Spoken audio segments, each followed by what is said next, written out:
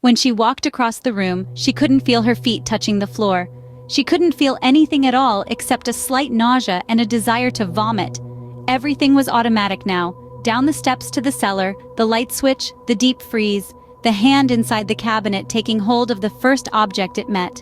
She lifted it out and looked at it. It was wrapped in paper, so she took off the paper and looked at it again. A leg of lamb. All right then, they would have lamb for supper.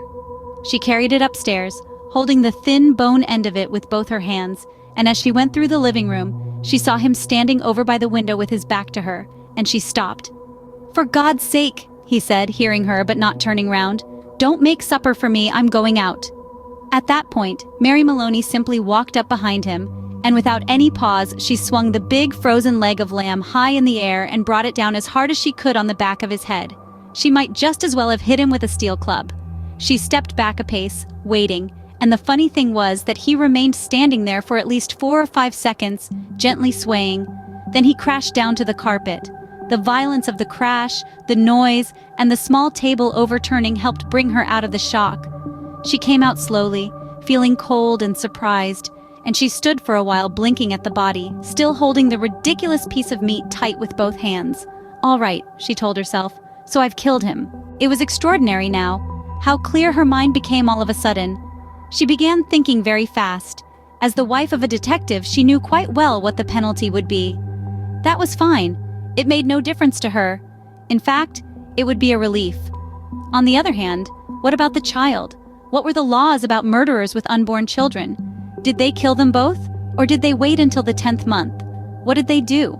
Mary Maloney didn't know, and she certainly wasn't prepared to take a chance. She carried the meat into the kitchen, placed it in a pan, turned the oven on high, and shoved it inside. Then she washed her hands and ran upstairs to the bedroom. She sat down before the mirror, tidied her hair, and touched up her face. She tried a smile. It came out rather peculiar. She tried again. "Hello, Sam," she said brightly aloud. The voice sounded peculiar too. "I want some potatoes, please, Sam." "Yes, and I think a can of peas." That was better. Both the smile and the voice were coming out better now.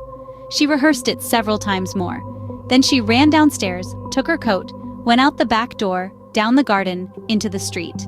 It wasn't 6 o'clock yet, and the lights were still on in the grocery shop. "Hello, Sam," she said brightly, smiling at the man behind the counter. "Why, good evening, Mrs. Maloney. How are you?" "I want some potatoes, please, Sam." "Yes, and I think a can of peas."